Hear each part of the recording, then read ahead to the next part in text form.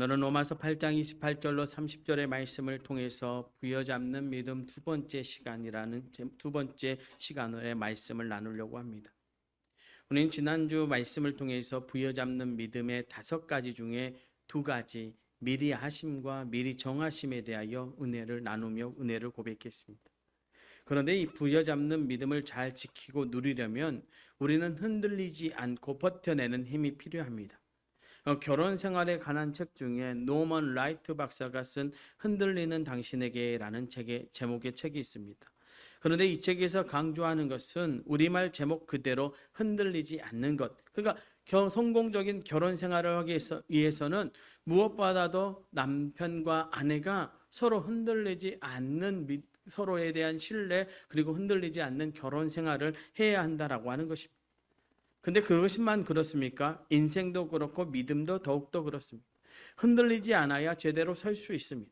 우리가 인생을 묘사하면서 대부분 서 있다고 묘사합니다. 절대로 누워있다, 주저앉아 있다, 쓰러져 있다 그렇게 말하지 않습니다. 맞습니다. 인생이든 신앙이든 성공적이고 아름다운 것은 제대로 서 있는 것입니다. 그렇게 서서 어떤 공격, 바람에도 쓰러지지 않는 것입니다. 그런데 그렇게 서 있으려면 흔들리지 않아야 하고 그렇게 흔들리지 않으려면 다른 무엇보다도 믿음이 있어야 하는 것입니다. 이사야 7장 9절에 나오는 말씀입니다. 만일 너희가 굳게 믿지 아니하면 너희는 굳게 서지 못하리라 라고 말씀하고 있습니다. 그 말씀으로 본다면 믿지 아니하면 서지 못하는 것입니다. 이것이 우리가 믿음 생활을 하면서 인생을 살아가면서 반드시 알아야 하는 어쩌면 인생의 중요한 진리이면서 말씀이라는 것이죠. 그것이 부부 생활이든 자녀와의 관계이든 교회 생활이든 인생의 모든 부분에서 그것이 제대로 설 수 있는 것은 다른 것이 아니라 믿음으로만 제대로 설 수 있다는 것입니다. 사실 오늘 제가 말씀드렸던 이 이사야 7장 9절의 배경은 이와 같습니다. 아람 왕과 북이스라엘 왕이 동맹해서 공격해 온다는 소식이 유다 백성들에게 들려왔을 때입니다. 그 소식을 들으니까 어떻게 되겠습니까? 말씀을 보니까 이렇게 말씀합니다. 왕의 마음과 그의 백성의 마음이 숲이 바람의 흔들림같이 흔들렸더라 라고 말씀합니다. 정말 사정없이 흔들렸던 순간이에요. 제가 이번 휴가 때요 태풍을 만나지 않았습니까? 그래서 제가 걱정이 돼서 우리 장로님께 전화를 드렸더니 우리 강 장로님은 전화를 받으시고는 목사님 아무 일 없어라. 바람 하나도 안 분다고 그렇게 말씀을 하셨고 우리 최 장로님은 아예 전화도 안 받으시더라고요. 그래서 제가 후에 물어봤습니다. 장로님 왜 전화 안 받아요? 목사님 태풍 부는 줄 알고 전화한 줄 알고요. 전화 안 받았습니다. 뭘 그렇게 휴가 가서 염려가 많냐고 저한테. 그런데 그러지 않겠습니까? 태풍이 온다는데 저야 휴가니까 쉬고 있으니까 그냥 숙소에서 가만히 앉아 있으면 되는데 우리 성도들은 삶의 현장에서 태풍을 맞아야 되고 태풍을 하는데 제 마음이 흔들리지 않겠냐 이 말이에요. 밖에 보니까 바람이 막 불어요. 그러니까 더 제 마음이 그래. 그래서 전화 드렸는데 아무 염려하지 말라는 거예요. 제가 그래서 속으로 그랬습니다. 우리 장로님들이 저보다 더 믿음이 좋다. 그래서 너무 감사했습니다. 바로 그런 그들 마치 저같이요 아니면 유다의 백성들 같이 그 아람 왕과 유다의 그 북이스라엘의 공격 앞에 흔들리는 그들에게 예언의 말씀으로 주시는 말씀이 바로 이사야 7장 9절의 말씀이었다. 만일 너희가 굳게 믿지 않으면 너희가 굳게 서지 못하리라. 그러니 사랑하는 성도 여러분, 우리는 믿음으로만 우리는 흔들리지 않습니다. 그래서 믿음으로만 굳게 설 수 있습니다.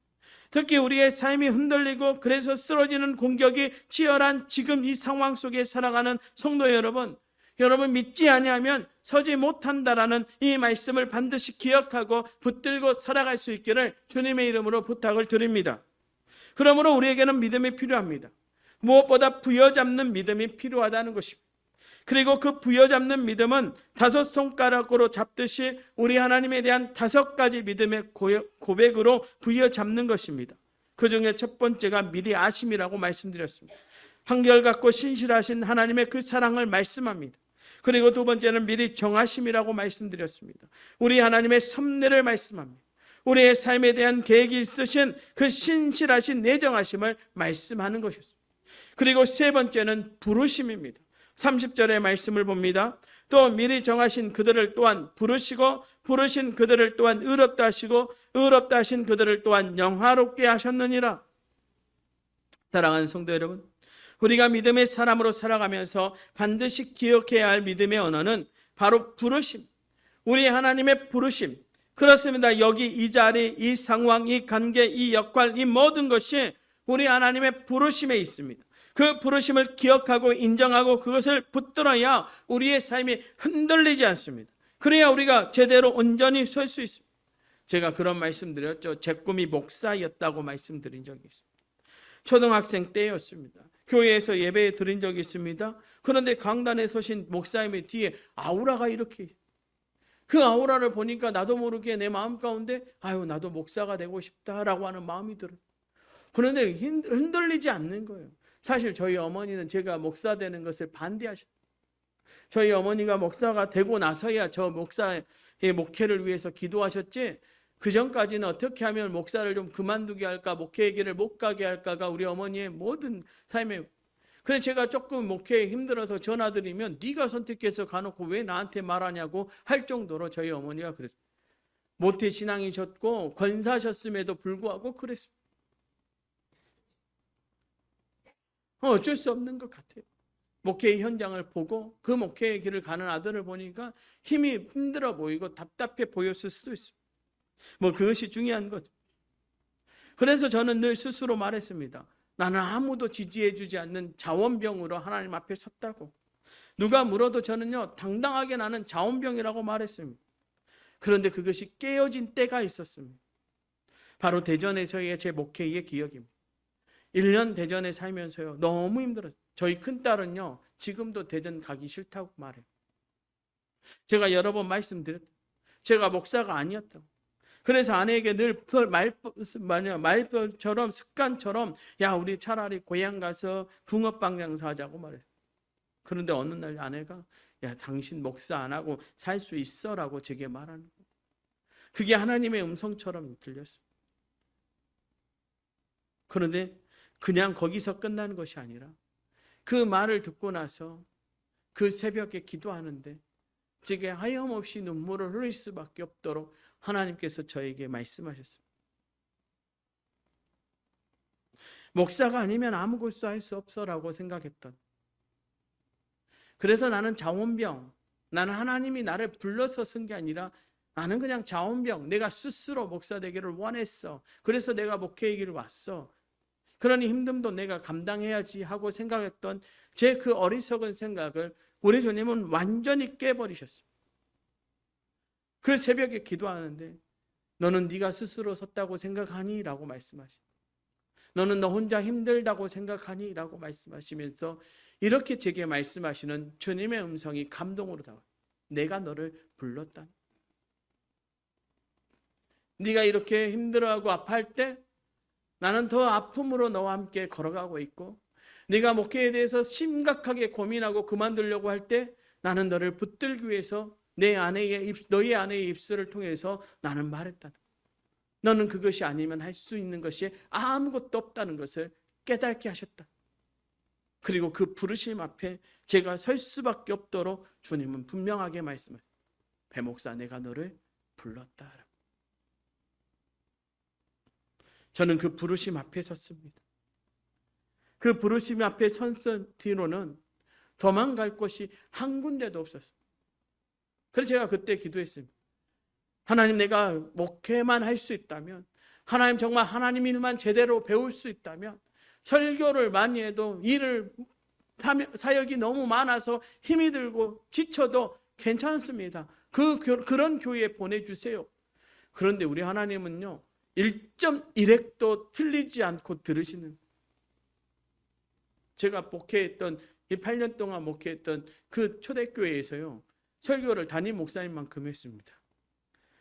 심지어는 어느 날은요, 10분 전에 전화 오셔서 나 오늘 아프니까 배 목사가 수요 예배 설교 좀 해. 그래도 그것을 다 감당했습니다. 사역은 얼마나 힘든지요. 저희 아이가 셋이었잖아요. 그 세 아이를 저희 아내 혼자 키웠습니다. 그런데 그렇게 감당할 수 있었던 이유는 제가 그 부르심 앞에 확실하게 섰기 때문이었어요. 여러분, 여러분의 한번 삶을 돌아보십시오.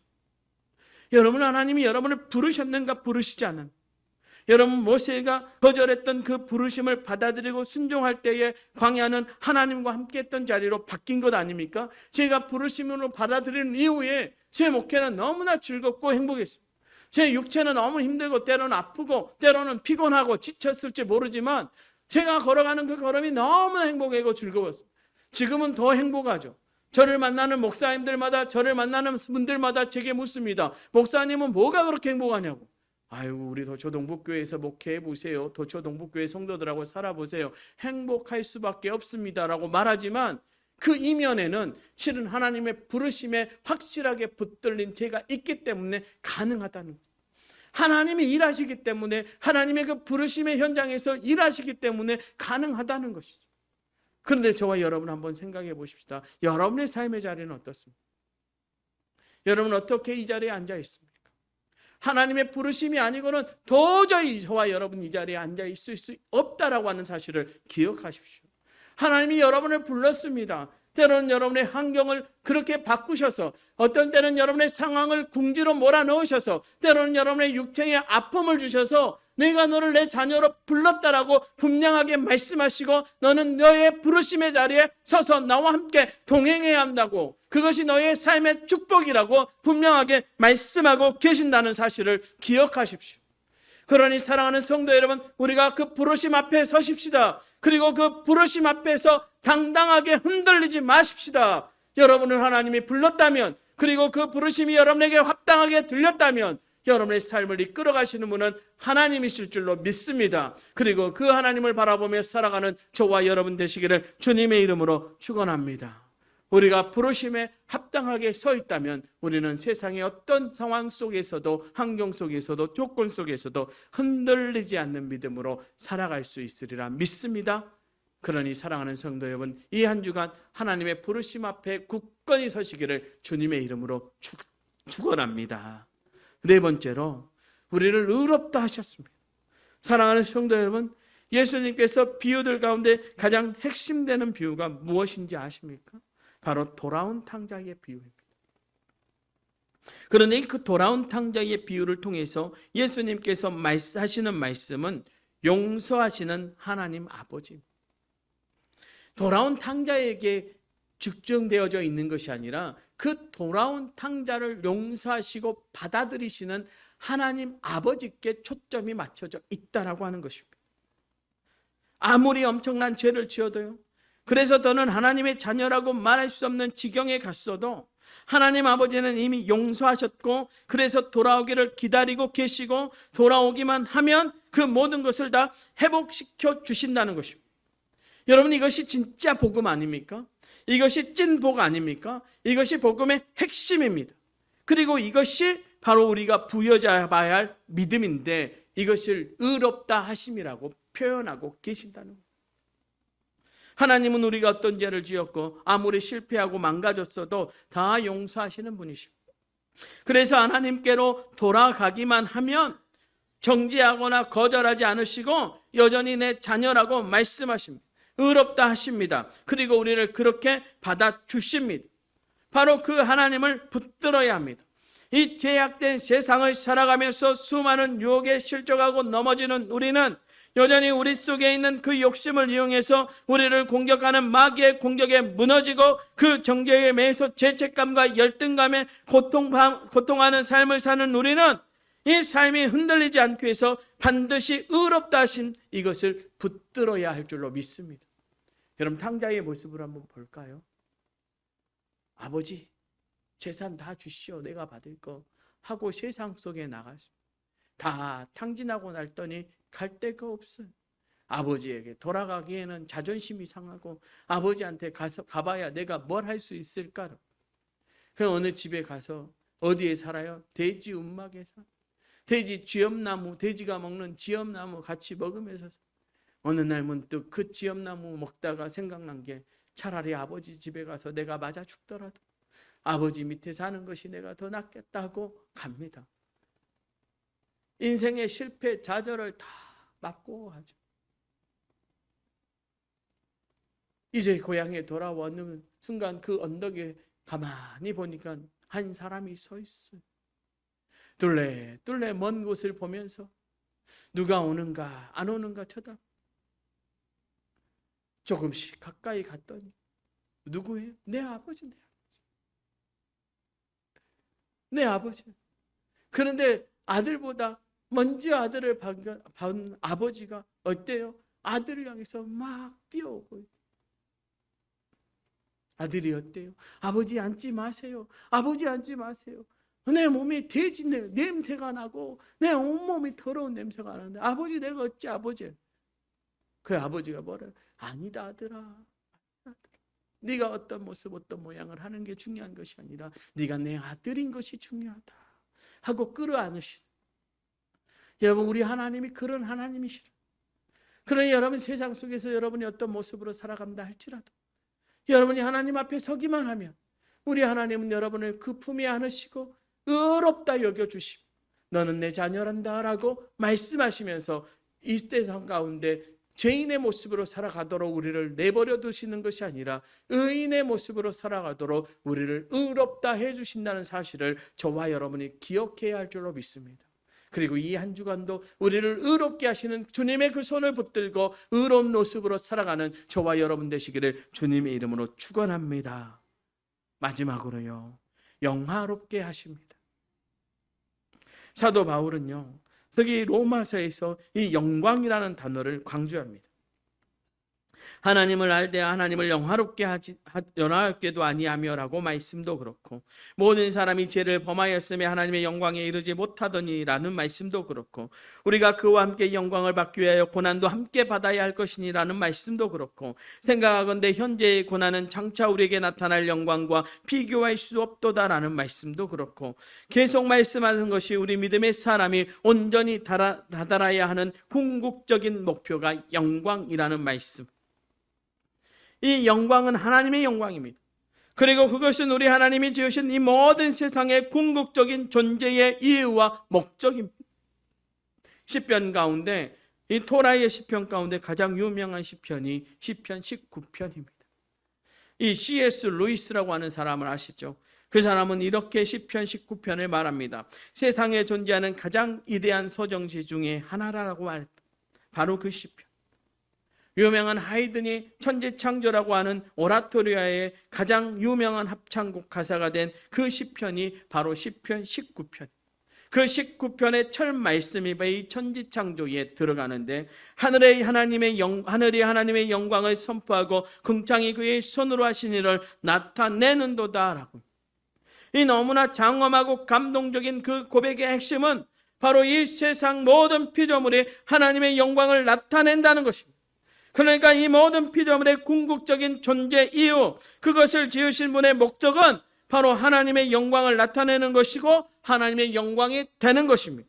그렇다면 그 모든 피조물의 중심인 우리 사람은 어떠합니까? 우리 사람을 지으신 뜻 그대로 살아가는 것, 이 존재의 궁극적인 이유, 바로 하나님의 영광 아니겠습니까? 영화롭게 하시라는 말을 헬라어로 독사조라고 하는 뜻입니다. 그런데 그 뜻이 영광에 참여한다라고 하는. 그렇습니다. 하나님은 우리를 반드시 영화롭게 하십니다. 하나님의 영광에 우리를 참여하게 하신다는 말입니다. 이것이 바로 우리를 지으신 우리 하나님이 우리에게 행하신 역사이고 우리에게 주신 언약입니다. 우리는 이것을 붙들어야 합니다. 반드시 영화롭게 하신다는 것을 붙들어야 합니다. 우리로 하여금 하나님의 영광에 참여하게 한다는 것, 그것을 부여잡는 것이 믿음입니다. 이것을 의심하지 않고 부여잡아야 좌절하거나 절망하지 않습니다. 그래야 그 삶이 흔들리지 않고 제대로 설 수 있습니다. 사랑하는 성도 여러분, 지난 믿음의 역사 가운데 그리고 지금 우리 주변에도 정말 아름답고 귀한 삶을 산 사람들이 많이 있죠. 그 삶을 우리에게 감동용으로 준 귀한 사람들이 많이 있습니다. 그런데 우리가 정말 그 삶을 보면서 은혜 받는 사람들, 그들은 바로 이 독사죠. 말하자면 영화롭게 하심의 역사를 누린 사람들입니다. 너무 힘들고 어렵고 무너질 수밖에 없는 상황 속에서 바로 이 영화롭게 하심이라는 믿음을 부여잡고 쓰러지지 않고 앞으로 나아가서 결국 하나님의 영광에 참여한 사람들입니다. 다윗이 그랬고요. 이삭이 그랬고요. 요셉이 그랬고요. 다니엘이 그랬고, 이사야가 그랬고, 엘리야와 엘리사가 그랬습니다. 그들의 끝은 하나님의 영광이었습니다. 저는 우리 성도들이 하나님의 영광에 참여하기를 원합니다. 우리 서초 동북교회가 하나님의 영광에 참여하기를 원합니다. 제가 우리 교회를 보면서 기도하는 건 우리 성도들의 삶 가운데 하나님의 영광이 있기를 원한다. 가끔 제가 운전하며 이렇게 염전 쪽으로 가다가 저희 아내한테 한 소리 들을 때가 있습니다. 운전에 집중하지 무슨 성도들 그 염전 본다고 자꾸 쳐다보냐고, 고개 돌리고 운전하냐고, 위험한데. 근데 왜 쳐다보는 줄 아십니까? 거기를 보면 제 마음이 너무 평안해요. 하나님의 영광이 막 거기에 가득한 것 같아요. 야, 우리 성도들이 있는 염전은 달라도 다르다. 여러분, 누가 영화롭게 하시고 누가 여러분을 그 하나님의 영광에 참여하게 하십니까? 하나님이 그렇게 하십니다. 여러분이 이미 하나님의 영광에 참여한 사람들입니다. 여러분, 우리가 이것을 붙들고 살아야 우리는 흔들리지 않는 믿음의 사람으로 이 땅 가운데 살아갈 수 있습니다. 여러분, 날마다 기도하십시오. 하나님, 내가 하나님을 영화롭게 하는 인생이 되기를 원합니다. 더불어 하나님의 영광이 우리의 삶 가운데 가득하기를 원합니다. 내 삶 가운데 하나님을 영화롭게 하는 일들이 많아지기를 소망합니다. 주님, 내 기업 위에 하나님의 영광이 그득하도록 주님 함께하여 주시옵소서. 여러분, 기억하십시오. 이스라엘 백성들이 그 광야에 하나님의 영광이 없을 만한 그곳에 성막을 짓고 그 성막이 이스라엘 백성들 가운데 있을 때에 그들의 삶 가운데 영광의 구름이 가득 찬 은혜를 경험했다는 사실을, 하나님은 그렇게 여러분의 삶을 이끌어가기를 원하시고 그렇게 여러분의 삶을 영화롭게 만드시기를 원하고 계신다는 사실을 기억하고 살아갈 수 있기를 주님의 이름으로 축원합니다. 이 한 주간도 여러분이 하나님의 영광에 참여하는 믿음의 사람들, 그래서 하나님의 영화롭게 하심을 덧입는 인생으로 그 믿음으로 살아갈 수 있기를 주님의 이름으로 축원합니다. 사랑하는 성도 여러분, 부여잡는 믿음, 저는 이 부여잡는 믿음이 이 시대에 우리에게 필요한 믿음이라고 생각합니다. 우리를 미리 아시고 우리에게 미리 정하심의 은혜로 우리의 삶 가운데 계획하시는 그 하나님, 그래서 우리를 부르셔서 이 시대의 하나님의 백성으로 살아갈 수 있도록 우리를 세우신 하나님, 그리고 우리를 의롭다 하셔서 이 땅에 죄인의 모습으로 살지 않도록 날마다 우리를 정결하게 하시는 그 하나님의 은혜, 그 믿음을 부여잡으십시오. 그리고 여러분의 삶에서 하나님의 영광이 가득 드러나는 그 영화롭게 하심의 은혜가 쏟아지기를 간절히 소망하며 살아감을 통해 이 땅에 승리하는 믿음의 사람들, 믿음으로 굳건히 서는 믿음의 사람들, 우리 서초동북교회 모든 성도들 되시기를 주님의 이름으로 축원합니다.